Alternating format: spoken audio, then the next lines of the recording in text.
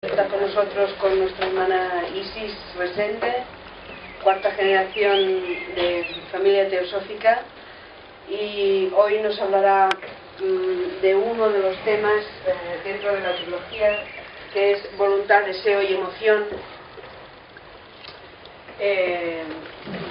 La semana pasada nos estuvo hablando del Viveka Chudamani y la parte siguiente será esta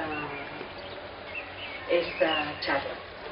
Así que, no sé, como ya os la introduje, ya hicimos un poco la introducción la semana pasada, creo que no hace mucha falta que volvamos a repetirlo. ¿Sí? No, ¿verdad? Porque ya. Entonces, Isis, tienes la palabra. Gracias.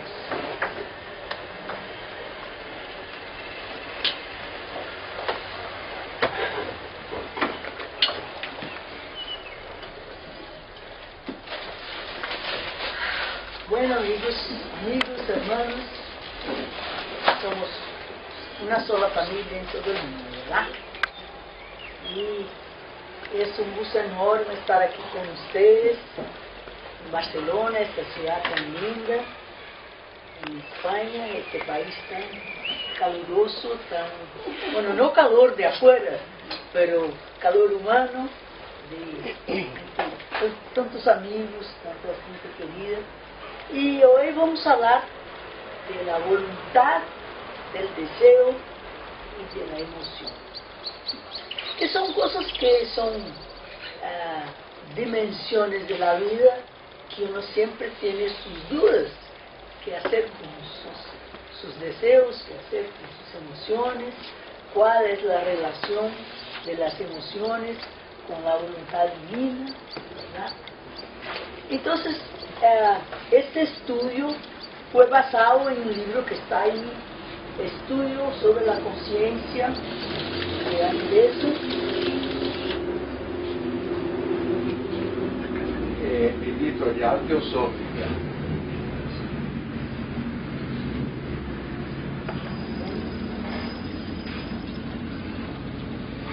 De hecho, nosotros tuvimos en la escuela de verano en Brasil que tenía este libro como soporte.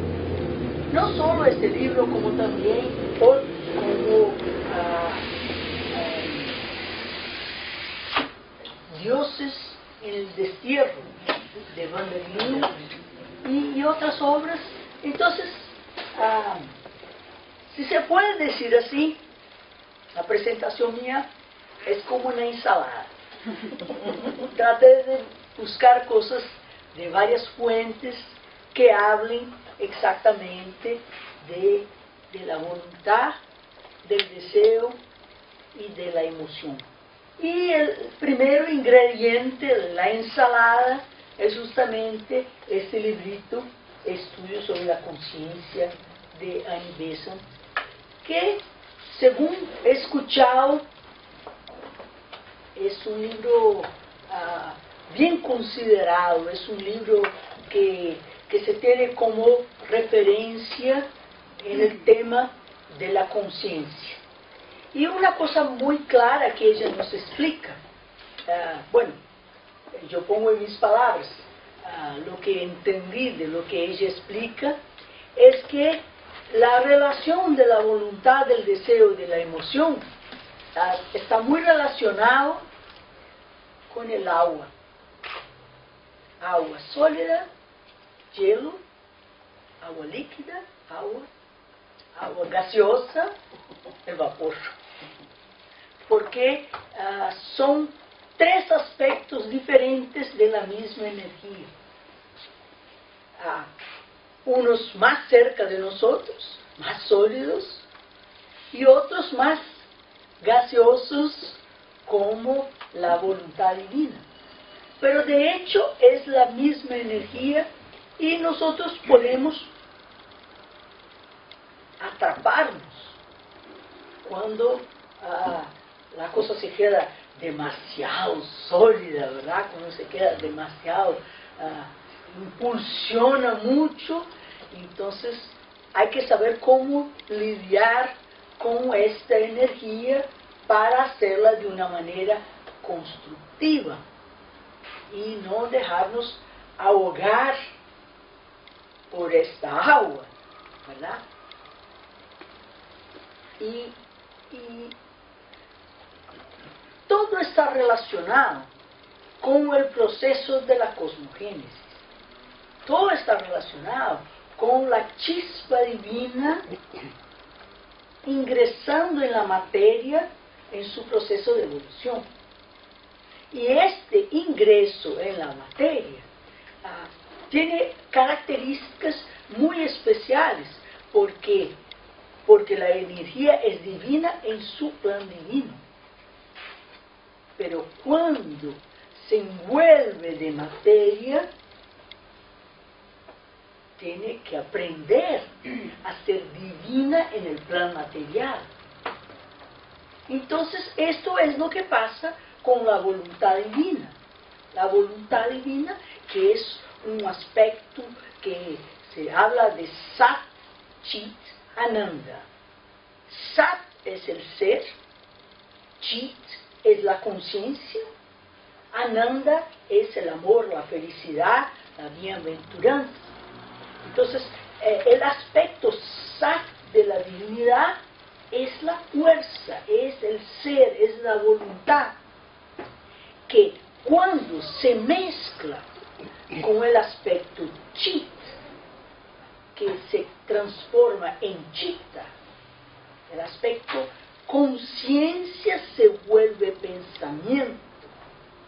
Entonces, esta mezcla de la fuerza con el pensamiento crea el deseo. El proceso que en la literatura teosófica es llamado de Kama Manas. Kama Manas, una descripción más bien de India, de cómo funciona la naturaleza del deseo. Entonces uno dice, yo experimenté tal cosa, me gustó, me acuerdo, quiero repetirlo, entonces pongo la mente a buscar, a trabajar cómo conseguir de vuelta aquello que mi memoria se acuerda que experimentó. Ese es el deseo. Tratar de repetir algo que uno cree que le parece bien, que fue bueno. Entonces uno se enreda mente y emoción en esta búsqueda de placer. Vamos a decirlo así de una manera bien genérica. Una búsqueda de repetir las memorias de antes. Y la memoria está relacionada con el aspecto mente, chitta, chit, que se vuelve chitta cuando se envuelve con la materia formando el plan mental. Claro que todo esto es complicado, pero de hecho es la energía divina sutil, gaseosa, que va volviéndose líquida y va volviéndose sólida. Es apenas una cuestión de densidad. A mí me gusta mucho un ejemplo que les digo ahora y después voy a volver a repetir, del guante. Tienes un guante para el boxeo. Vamos a la computadora, al ordenador, con guantes de boxeo. ¿Cómo vas a hacer? La materia no funciona. No funciona. La materia es un obstáculo. ¿Por qué? Porque es demasiado gruesa para que nuestra naturaleza esencial se manifieste. Entonces, ¿qué hay que hacer? Hacer un guante de bordado. Sutilizar, purificar, adelgazar el guante, de manera que, aún siendo materia, podamos manifestar nuestra naturaleza divina. Entonces, Toda la vida espiritual se resume en transformar el guante de boxeo en un guante de bordado. Purificar nuestra naturaleza. Entonces,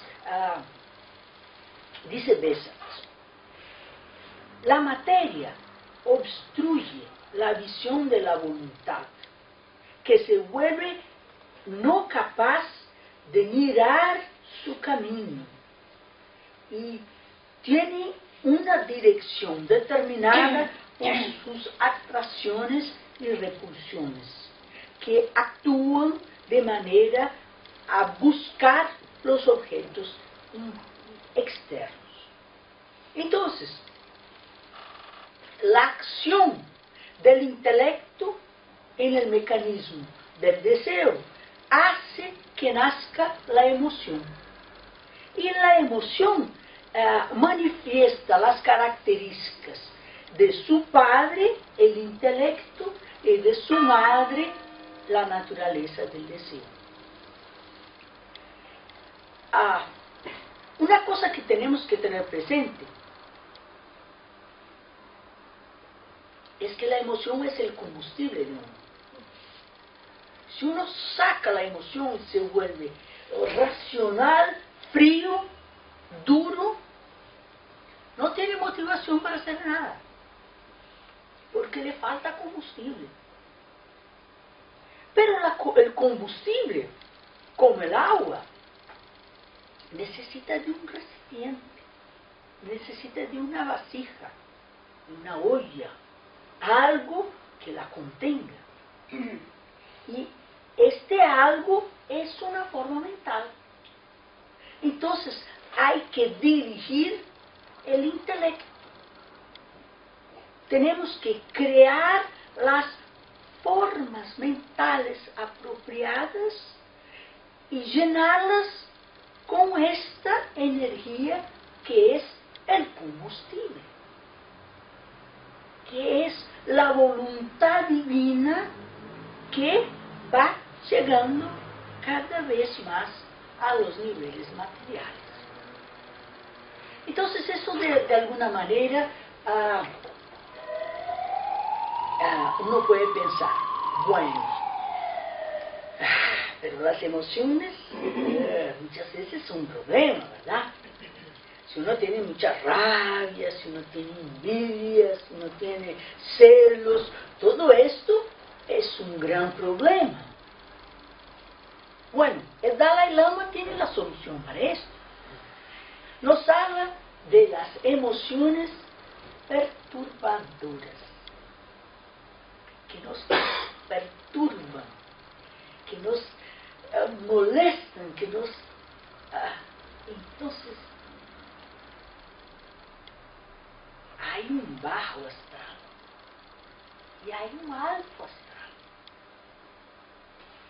Si nosotros estamos con el guante de boxeo en el bajo astral, con una energía emocional muy, muy fuerte, muy densa,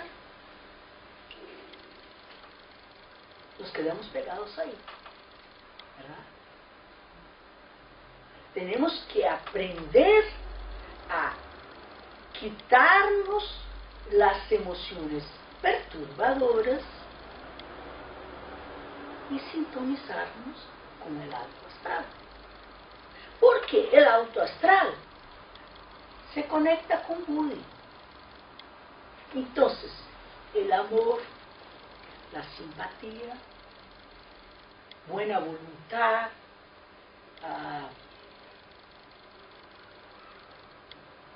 bienestar, felicidad, todo esto es emoción.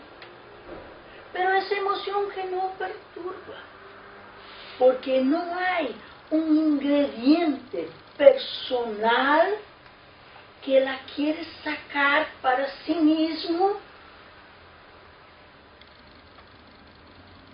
sin preocuparse con los demás. Entonces hay un refinamiento emocional necesario para que la emoción pueda ser cada vez más, y lo es, puede ser cada vez más un excelente combustible para la vida. Entonces nos dice Bessel, la emoción debe ser el impulso para la acción, pero no su directora. La dirección pertenece a la inteligencia, cuya prerrogativa es guiar y jamás debe salir de esta posición. Entonces, no tenemos que hacer algo con un arrobo emocional, porque ese arrobo emocional generalmente son las emociones más pesadas.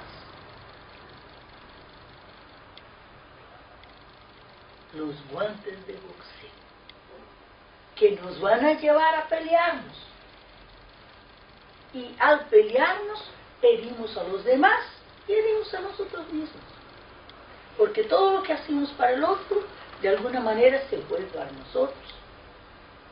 Si no inmediatamente, quizás un poquito después, pero vuelve de una manera o de otra. Bueno, Van der Leeuw, en su librito Dioses en el destierro, ¿No sería en exilio? destierro, En el destierro. ¿Destierro en español? sí, destierro. En inglés es exilio. Es una palabra muy buena, destierro. Aquí no sabemos inglés. Sí, sí. Yo leí este libro primero en castellano, Ahí está. porque cuando lo leí no había en portugués. Qué cosa. Y me gustó mucho y lo tengo como una referencia. Es un librito así chiquitito, muy bueno. Bueno, entonces él nos habla que en la peregrinación por la materia, nosotros, seres humanos, nos identificamos con nuestros cuerpos, con nuestros vehículos. Y de esta manera nos olvidamos de nuestra verdadera naturaleza. Y la manera con que tenemos nuestro placer es muy parecida a la manera de los animales. Y en cuanto estamos satisfechos, bueno, vivimos como animalitos, ¿verdad? Satisfechos con las funciones básicas, pero hay un momento que añoramos nuestra verdadera naturaleza, añoramos nuestra verdadera patria. Por esto se dice dioses en el desierto, porque estamos aquí como dioses encadenados. Entonces, cuando de alguna manera nos acordamos que hay una manera mejor de vivir, hay una manera más sutil y menos encadenada, entonces tenemos el sufrimiento de tratar de volver a nuestro verdadero hogar.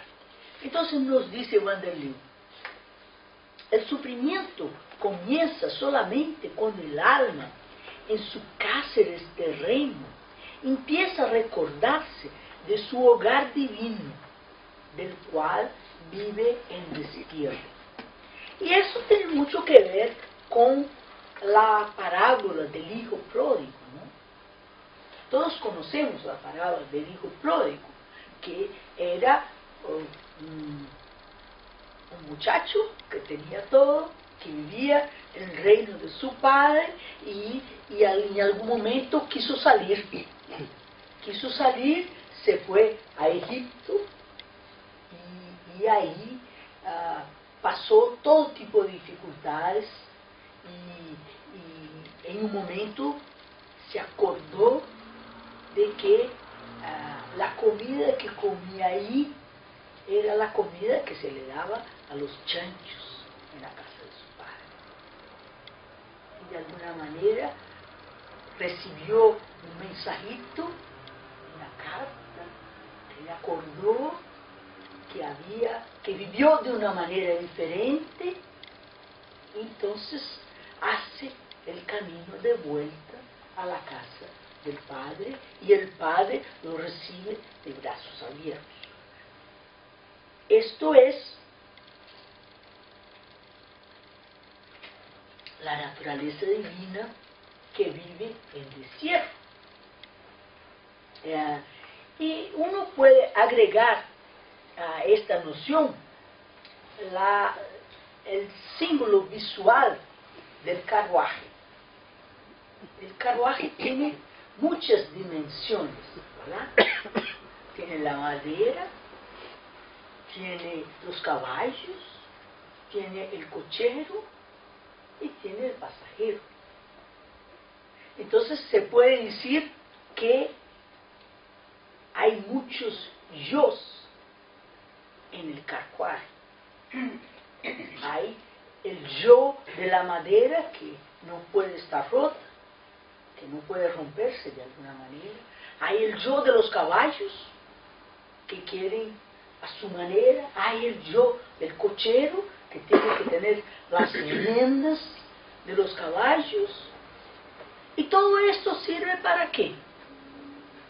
Para que el pasajero haga su viaje, ¿verdad? Bueno, en nuestro caso, tenemos todo un carruaje por aquí. Tenemos el cuerpo físico como la madera, los caballos como las emociones, el cochero como el mental concreto. Pero todo esto ¿para qué? Para que nuestra verdadera naturaleza, nuestro ser divino, pueda hacer su viaje. ¿Verdad? Y si el cochero, los caballos y la madera, bueno, la madera seguramente no sabe para dónde quiere ir el pasajero, los caballos tampoco, y si el cochero no sabe para dónde quiere ir el pasajero, puede que vaya para otro lado, ¿verdad? Entonces hay la necesidad de una comunicación entre el cochero y el pasajero. ¿Y cómo se hace esta comunicación? Principalmente por la meditación, que es una manera de sintonizarse con nuestra naturaleza divina, porque hay muchos yos, y si cada uno quiere ir para un lado, no va a funcionar. Hay un alineamiento necesario entre estos varios yos. Bueno, es muy famosa la frase de San Pablo: ¿por qué hago el bien que no quiero, pero el mal que yo no quiero, este sí lo hago? Todos conocemos esta frase, ¿no? Pero ella sigue: si yo hago lo que no quiero, ya no soy yo que estoy actuando, pero el pecado que vive en mí. Pecado. Estamos en un país cristiano, ¿verdad? Católico. Bueno, como Brasil, ¿verdad? Pecado. Ustedes saben cuál es el significado de la palabra pecado. Viene del griego amartia, y tiene un significado completamente diferente de lo que nos dicen los curas de la Iglesia Católica. Bueno, tenemos aquí, vamos a hacer aquí un dibujito.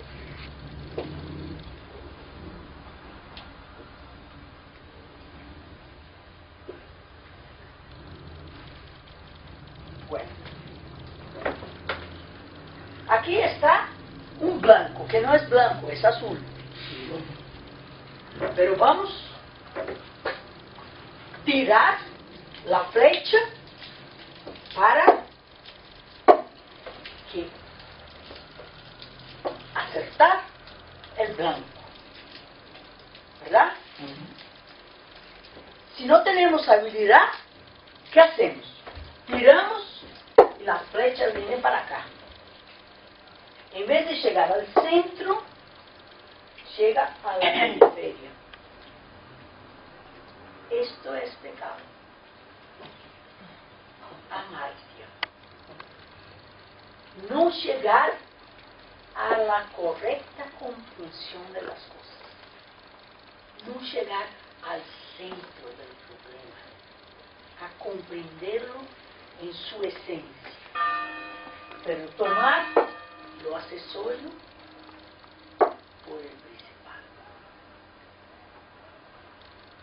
¿Qué hacemos si vamos aquí con nuestra flecha y nos equivocamos? Intentamos de nuevo, ¿verdad? Hasta el punto de adquirir la habilidad de llegar al centro de las cosas, a la comprensión de la esencia. Bueno, esto es pecado. Tenemos que intentar de nuevo. Otra vez.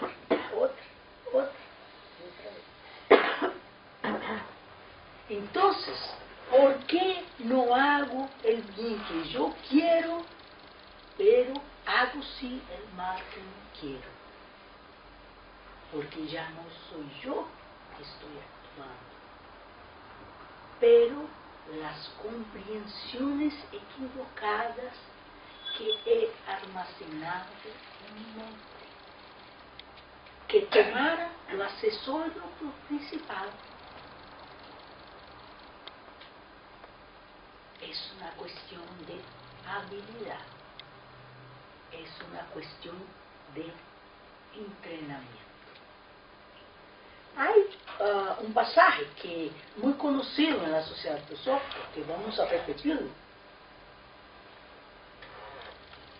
que dice que si vas en la calle, viene pasando un hombre con un saco muy pesado, cargando, y le preguntas: Señor, ¿para dónde vas? Él dice: no sé. ¿Qué cargas? No sé. ¿De dónde vienes? Tampoco. Uno podría decir: bueno, poco inteligente este hombre, ¿no? Carga una cosa pesada y la sigue cargando y no sabe para dónde va, y no sabe de dónde viene, ni siquiera sabe lo que está cargando. Pero la mayoría de nosotros vivimos así. Nuestra vida no es exactamente así. No sabemos para dónde vamos, no sabemos para dónde venimos. Entonces hay un momento en que uno se da cuenta que tiene que estudiar un poco más para enterarse qué es lo que carga, para dónde está yendo, de dónde está viniendo, ¿verdad? Y entonces empieza la insatisfacción divina. Y es esta insatisfacción divina que nos lleva adelante, que nos lleva a buscar nuestra verdadera naturaleza, nuestro hogar divino. Entonces dice Vanderbilt, entonces comienza la larga tragedia del alma desterrada, que se olvida de su herencia divina y se degrada en la inconsciente sumisión a sus cuerpos, que deberían ser instrumentos de su voluntad. Porque de hecho nosotros somos el ser divino y ningún otro. Los otros son apenas vehículos pasajeros que, como ropas, que uno las tiene, las usa y después las botas se dañan, todo eso. Entonces solamente libertando nuestra conciencia de la esclavitud de estos cuerpos, reconociendo los poderes que tenemos como ser divino y finalmente no permitiendo que envolverse de nuevo, involucrarse de nuevo con esta tela de la existencia material, es que podemos alcanzar aquello que nos propusimos, que es volver a nuestro verdadero lar divino. Y como yo ya dije a ustedes la semana pasada, el Vivekachudamani tiene un pasaje muy interesante que dice que quien vive para nutrir su propio cuerpo es como alguien que atraviesa un río montado en un crocodilo y cree que está arriba de un árbol. Porque el crocodilo tiene vida propia. Nuestros vehículos también tienen vida propia. Y si los dejamos así nomás y estamos así nomás, simplemente nos enredamos. Yo creo que voy a querer un poquito más de agua, porque la garganta mía se seca de una manera. Bueno, entonces hay que hacer un cambio en el cuerpo físico, un cambio en el cuerpo emocional, un cambio en el cuerpo mental. Y Van der Leeuw nos sugiere un tipo de meditación muy simple que nos ayuda en esta identificación, esta identificación con los buenos. Y es una cosa extremadamente simple. Uno se sienta con la espalda en una posición vertical, no así, relajada, pero firme, ¿verdad? Entonces, meditación. Hay un montón de energías que circulan por la columna vertebral. Entonces, si uno está así todo el cuerpo, las energías no fluyen adecuadamente. Entonces hay que ponerse en una posición relajada, confortable, pero bien parada. Bueno, entonces es así de simple. Decirse para sí mismo: yo no soy este cuerpo físico. Este cuerpo es un ser de hábitos. Este cuerpo quiere comer, este cuerpo quiere dormir, este cuerpo tiene su rol, pero yo no soy este cuerpo. Después, uno va sintonizándose con sus emociones y dice para sí mismo: yo no soy mis emociones. Las emociones son como un rayo a través del cual yo me manifiesto. Un rayo, no así, un rayo en que yo puedo sintonizarme con las frecuencias más sutiles o con las frecuencias más groseras. Yo puedo estar con las emociones perturbadoras o con las emociones impersonales, de amor, de simpatía, de buena voluntad. De cualquier manera, no soy yo. Yo soy la vida divina que se expresa a través de esas emociones. Y después sintonizamos con nuestros pensamientos, diciéndonos para nosotros mismos, yo no soy mis pensamientos, yo me expreso a través de ellos. Mis pensamientos son como la ordenadora, o son como la máquina de escribir, que ya no existe más, pero la manera por la cual yo expreso. Entre un pensamiento y otro hay un espacio.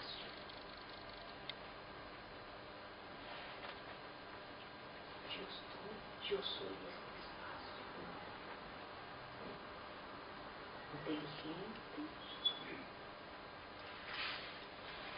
la vida divina que se expresa. Entonces uno trata de sintonizarse con este espacio entre los pensamientos. Si nosotros fuéramos nuestros pensamientos, no podríamos cambiar de idea. Nosotros somos inteligencia, y la inteligencia se expresa en forma de pensamientos.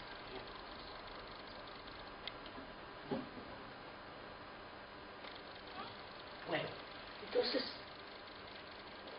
ahí, sintonizados con esta vida divina, después volvemos, decimos que nuestros pensamientos pueden estar siempre en armonía, expresándose de una manera clara, eficiente, que las emociones estén expresándose en forma sutil de amor, de compasión, de buena voluntad, que el físico esté siempre saludable, sutil, con salud, con energía, cumpliendo la función que le compete. Es una sugerencia de Wanderley. Tratar de desidentificarse con los cuerpos y percibir nuestra naturaleza sutil y divina. Después volver a nuestros cuerpos tratando de que ellos puedan expresar lo mejor posible, lo mejor de sus funciones. Bien simple, ¿no? De esta manera,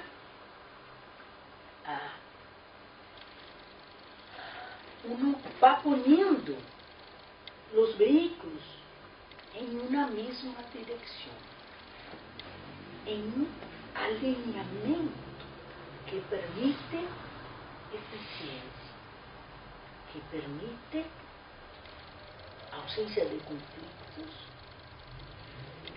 que permite que todo fluya en una sola dirección. Porque realmente el gran problema es la indisciplina. Cuando el cuerpo quiere dormir, las emociones quieren ir para la fiesta.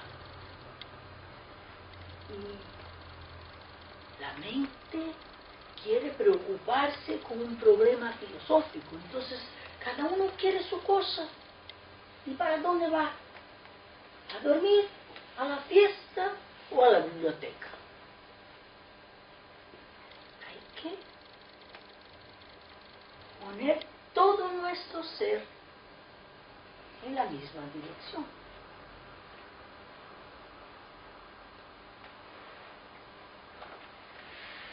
Porque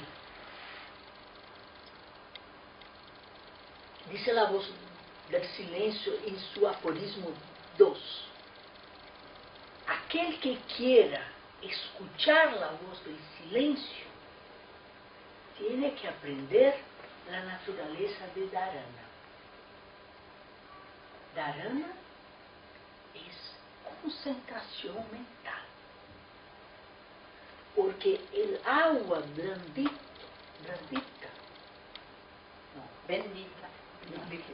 líquida, así, suave, el agua suavecita,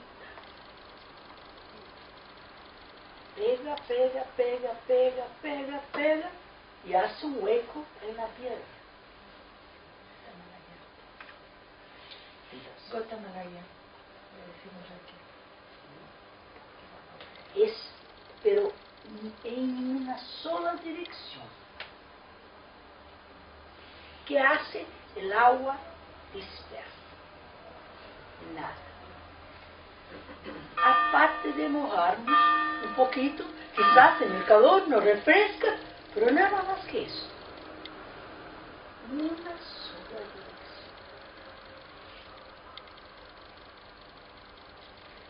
Y la voluntad, el deseo y la emoción.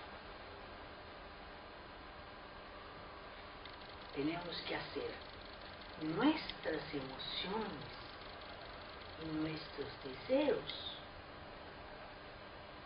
que se acerquen cada vez más a la voluntad divina, purificándolos de manera que en su propio nivel se manifieste sin conflicto.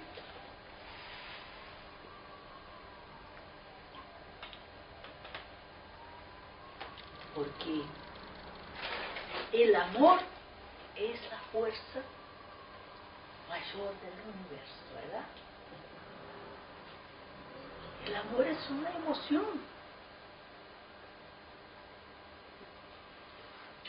¿Y por qué se mata por amor? Porque quizás se enredó con los niveles más bajos. Entonces el problema no está en la emoción. El problema siquiera está en el deseo. El problema está en enredarse con los niveles más bajos.